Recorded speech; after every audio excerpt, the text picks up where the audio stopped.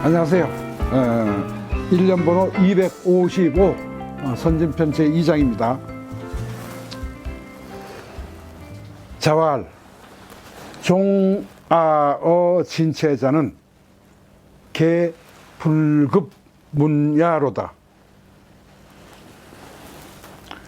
덕행은 안연 민작은 연배구 중궁이요. 언어는 재화와 자공이며 정사는 염유와 계로이며 문학은 자유와 자하로다.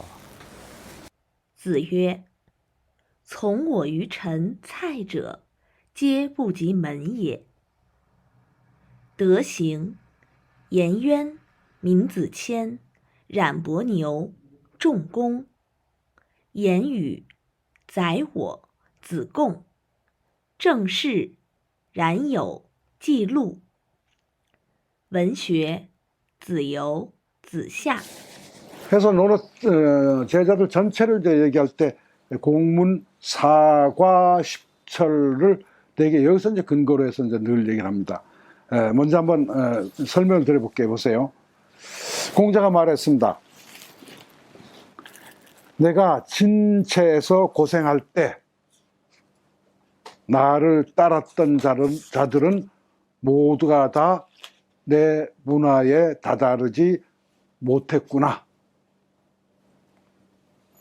덕행은 안연 민작은 연배구 중궁이요. 언어는 재화와 자공이며 정사는 염유와 계로이며 문학은 자유와 자하였다 해서 10명의 신하들을 들고 있습니다. 먼저 나를 따라서 어디에서 진과 진체 사이에서 고넥을 치를 때 진체지약이라고 그러는데 이거는 서론, 공자가어, 신서 다루지 않은 곳이 없습니다. 공자가 진체 사이에서 진나라와 채나라 사이에서 고넥을 치렀던 사건이 있습니다. 이건 뭔가 하면 당시 초나라가 공자가 훌륭하다는 얘기를 듣고 공자를 모셔서 우리나라 재상을 삼아야 되겠다. 그래서 공자를 불렀어요. 공자나 맹자는 어느 나라에서 부르기만 하면 아주 자기의 높은 자리 준다 그러면 그냥 달려갔습니다. 덫을 굉장히 하고 싶어 했죠. 가는데 공자가 워낙 그 능력 있고 대단한 분이니까 다른 나라에서 만약 공자가 초나라에 가서 재상이 된다면 초나라가 엄청난 강대국이 되고 힘이 세질 것이다. 그렇게 되면 주위에 있는 나라들을 다 어떻게 해요? 합병할 것이다. 그러고 겁을 먹었어요. 그래서 그걸 가려면 이제 노나라에서 그걸 가려면 진나라, 채나라를 거쳐가야 되는데 그 진나라, 채나라의 국경 지역에 갔을 때 두 나라가 공자를 못 가도록 둘러서서 막아버렸어요. 포위를 했어요. 풀어주지 않았습니다. 식량도 없었어요.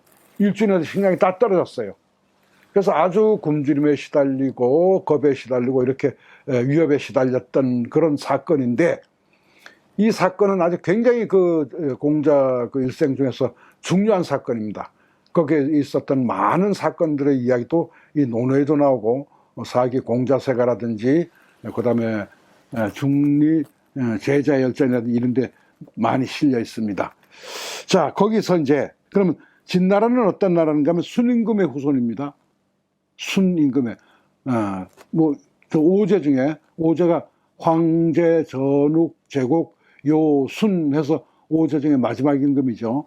이 순임금의 후손 중에 호공만이라는 사람을 찾아서 나라를 이제 세워준 건데 누가 무왕이 무왕이죠. 무왕이 은나라를 이긴 다음에 이제 봉건제도를 썼잖아요. 봉건제도를 쓰면서 동성 자기가 성씨와 같은 사람을 먼저 각 지역을 이제 떼어서 나눠주고 두 번째 자기가 은나라를 치는데 많은 도움을 줬던 사람들을 떼어서 주고 이 사람들은 이제 이성제후라 그럽니다. 그 다음에 옛날부터 내려오던 나라들, 망한 나라들, 없어진 나라들, 그 나라들의 후손들을 찾아서 당신들의 조상 제사를 이어가시오라고 해서 이제 그 후손들을 수소문해서 찾아서 나라를 만들어준 게 바로 진나라, 채나라, 송나라, 기나라 이런 나라들입니다. 그 중에 이제 진나라는 바로 순임금의 후손 호공만이라는 사람, 규만입니다. 이 사람을 찾아가지고 나라를 만들어줬습니다. 이 후손이 나중에 뭡니까 춘추 때 제나라로 넘어갔고, 제나라로 넘어가서 제나라에서 이제 실권을 잡고 나중에 제나라를 엎어버리고 자기들이 나라를 차지한 바로 전시제가 된 그 근원이 이 진나라에서 나왔습니다. 채나라는 어떤 나라냐? 문왕의 그 아들 중에 채숙도라는 아들이 있었어요. 문왕에 10명의 아들이 있었다는데, 바로 누구예요? 무왕의 아우죠. 무왕이 그러니까 동성제후로서 삼아줬던 것이 바로 이 채나라입니다. 지금의 하남성 상체라는 곳에 있었는데 나중에 초나라에 망했습니다. 자, 여기를 가서 이제 고통을 당했어요. 당했던 그때 많은 제자들이 따라갔겠죠. 뭐 따라갔는데 그 제자들이 지금 불급 문야로다. 내 문화에 들어오지 못했다. 이거를 한나라 때 한당 이전까지는 뭐라고 풀었는가 하면 이들이 아직 벼슬길에 오르지 못했다고 풀었어요. 다들 공자 제자들은 다 벼슬길에 다 하나씩 다 찾아 나갔는데 이들의 벼슬길 찾지 못했다. 그리고 그 뒤에 와서는 그때 가서 고생했던 지금 내 문화, 지금 공자 있는 이 자리에 나한테 함께 있지는 못하구나. 이렇게 이제 풀었습니다. 그게 맞는 것 같아요. 왜 맞는 것 같은가 하면은 이 이야기는 공자가 회상한 이야기 같아요. 내가 옛날에 진치에서 그렇게 고생을 할 때, 그들 다 생각이 나네. 이 친구는 이랬고, 이 친구는 이랬고, 이 친구는 이랬었지. 근데 다들 이 친구들이 지금은 여기저기 흩어져서 어떤 자는 벼슬도 하고, 어떤 자는 뭐 고향으로 들어갔고, 어떤 자는 또 따로 하나의 학문을 이루어가지고 제자들을 거느리고 가르치고 있고, 이런 회상을 한 것으로 봐야 하지 않을까, 그렇게 생각을 합니다. 그래서 여기서 거론된 인물들이 10명이고, 분류된 과목은 4과목입니다. 그래서 사과, 십철, 공자 중에 사과, 십철, 사과, 4개의 과목. 사람은 10명의 훌륭한 제자들, 철인, 사과, 십철이라고 부릅니다. 이 한자를 쓸까요? 사과, 십철. 자, 한번 보겠습니다, 그럼. 덕행은, 덕을 행하는데 뛰어난 인물들. 덕행이라는 과목이 하나 있다면, 이런 얘기죠. 그 과목에는 안현, 민작은, 연배고, 중궁이다. 근데 이 행자 있죠. 단일 행자. 단일 행자는 여러분들 행동하다 그러면 당연히 행입니다. 그 다음에 줄일 때는 뭐라고 읽죠? 항으로 읽죠. 줄일 때는. 예를 들면 항호, 항렬, 그러잖아요. 그래서 지금 늘 제가 자주 얘기합니다만, 은행. 여러분 은행 아시죠? 은행은 원래 은항으로 읽어야 맞죠. 중국에서 인항이라고 읽지 않아요? 인싱이라고 읽지 않습니다. 인항이라고 그러죠. 왜? 옛날 명청시대에 대부업자들, 돈을 빌려준 자들이, 그때 이 돈이 뭔가 하면 은덩어리, 은괴였습니다. 은괴를 이렇게 줄을 세워 늘어놓고 앞에는 1전짜리, 그 다음에 5전짜리, 10전짜리, 5전짜리, 100전짜리 이렇게 늘어놓고 앉아서 돈을 빌리러 오는 사람에게 은을 늘어놨어요. 줄을 세워놨으니까. 얼마가 필요하셔? 그러면 115원이 필요합니다. 그럼 100원짜리 하나, 10원짜리 하나, 5원짜리 하나를 이렇게 줘서 가지고 나중에 이자는 얼마 갚으시오. 이렇게 빌려줬던 것이 원래 그 근원이었거든요. 그러니까 은항이죠. 은을 줄을 세워놨다. 이런 뜻이죠. 근데 우리는 이제 그걸 단일 행자가 전부 이제 행자가 단일 행자니까 그냥 행으로 읽자. 그래서 은행으로 읽는데 사실은 은항이라고 읽어야 맞습니다. 또 하나는 옛날에 물건을 파는 장사, 상업을 한다 그러면 물건을 쭉 이렇게 늘어나게, 그래서 늘어놓고 파는데 서양식 그 상업 방법이 들어왔습니다. 그러니까 서양에서도 들어왔는데 역시 아주 깔끔하게 이렇게 정리를 해놓고 줄을 세워놓고 물건을, 그 다음 손님이 오면 그 물건을 팔았잖아요. 그래서 서양식 상점이다. 항이죠. 그래서 우리나라 기업 중에 무슨 양행이라고 있는데 보통 양항이야 되죠. 근데 여기서도 주의가 이 행자를 항으로 거성으로 읽으라고 그러놨어요. 그럼 성조가 달라졌죠. 그럼 당연히 행은 아니고 그럼 덕항이야 맞을 것 같습니다. 왜? 덕의 항목.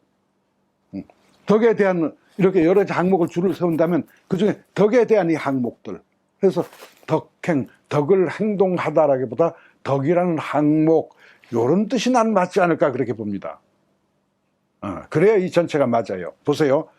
그럼 덕에 대한 항목이, 그런 과목이 있다면 항은 뭐 과목이라고 보면 되겠죠. 여러 가지 과목을 쭉 늘어났을 때 덕에 대한 항목. 여기는 안현. 안현은 뭐 공자가 제일 좋아했던 29살에 백발이 되고 31살에 죽어서 공자가 그냥 이 논어내에서 아마 제일 많이 칭찬하고 제일 많이 다루는 공자가 입에 올린 사람이 안현일 겁니다. 그러니까 안현이 바로 이 덕에 관련된 부분에 가장 뛰어난 사람이고, 그 다음 민자권, 민손이죠. 민손, 그죠? 민손. 아주 효로 뛰어났습니다. 그래서 효행이 아주 뛰어나서 맨 그 덕이니까. 또 연배구, 배구니까 뭐 첫째 아들이고 우니까 경이죠. 손은 밭을 갈잖아요. 그 염경이죠. 염경은 뭔가 하면은 공자가 염경이 악질에 걸렸을 때 어떻게 했어요? 창문 너머로 이렇게 손을 집어넣고 뭐라 그랬어요? 야, 이게 운명인가 보다 하고 직접 방 안으로 들어가지 못하고 위문을 한 그런 인물입니다. 중궁, 성이 중시입니다. 궁이니까 뭐예요? 활이죠. 활은 어떻게 해야 돼요? 내 품에 안듯이 끌어안듯이 잡아당겨 사용할 수 있잖아요. 이름이 뭐 옹이죠. 그다음 궁과 옹은 또 의문상으로 뭐예요? 처분이죠. 웅, 우리는 궁, 공 있고 웅 있는데 중국에는 웅 구별 없습니다. 예를 들면 중국에는 활궁자도 꽁이고 또 무슨 공장할 때도 그것도 꽁이고, 중국에는 옹과 웅의 구별이 없습니다. 그러니까 같은 운입니다. 그럼 중궁이나 뭐 염옹이나 다 같은 운이죠. 자, 이 사람들은 다 덕에 뛰어났던 인물이다. 네 사람을 이제 거론했습니다. 다음 볼까요? 언어, 말 잘하는 것, 언변에 뛰어났던 인물들. 제아와 자공이로다. 두 사람을 들었습니다. 제아는 어떤 인물이죠? 썩은 나무는 저것도 할 수 없다, 조각도 할 수 없다, 공자가 한번 나무랬던 인물입니다. 이 친구는 나중에 이제 임치의 대부를 지냈습니다. 제 나라에 가서 벼슬 했어요. 그러다가 전상의 난에 거기 연루돼서 멸종을 당하고 말았어요. 그래서 공자가 굉장히 어떻게 했습니까?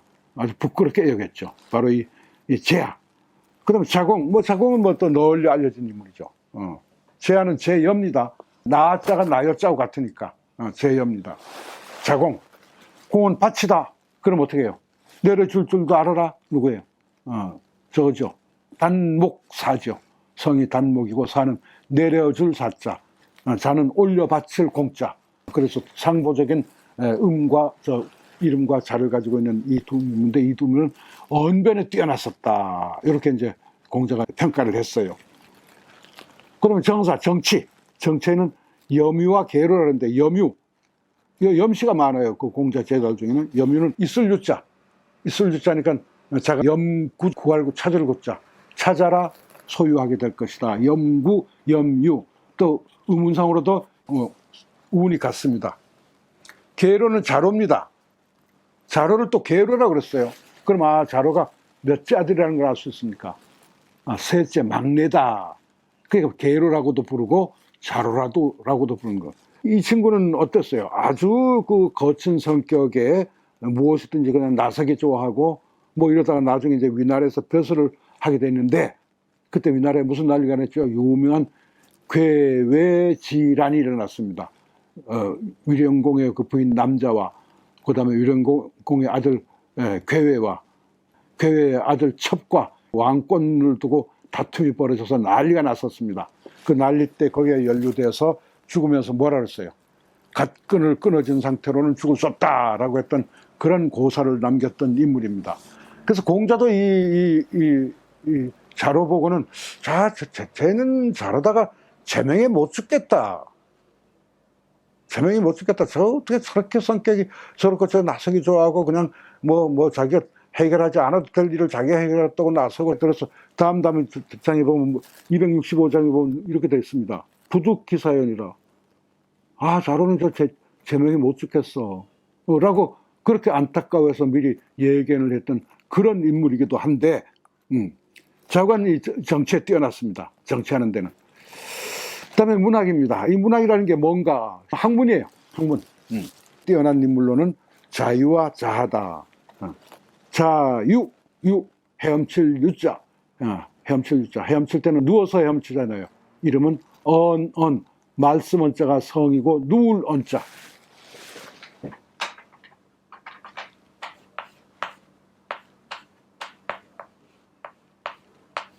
눕다는 말입니다. 눕다는 뜻이에요.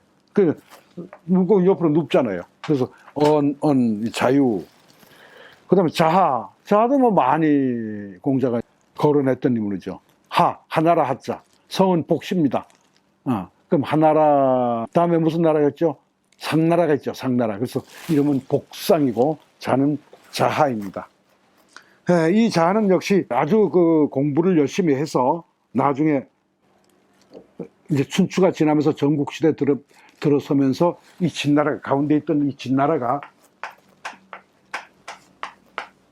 삼진으로 갈라지잖아요. 그죠? 6명 대부가 한, 위, 조 이렇게 갈라지잖아요.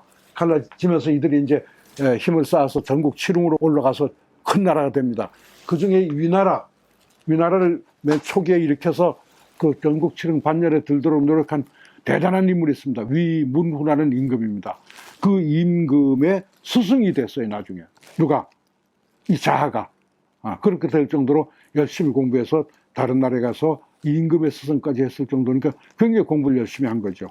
근데 안타깝게도 이 친구는 자기 아들이 죽었을 때 너무너무 슬퍼해서 이제 실명을 하고 말았던 그런 인물이기도 합니다.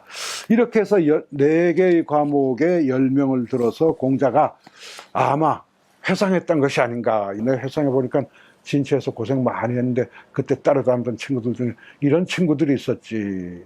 그 친구들은, 그 제자들은 내가 지금 생각해 보니까 여기 덕형에는 이러이러한 친구들, 문학에는 이런 친구들, 또 정서에는 이런 친구들, 언어에는 이런 친구들, 이렇게 다 특장이 있었지. 참 나중에 여기 저기 가서 잘 됐어 라고 회상한 것이 아닌가 그렇게 생각합니다. 예.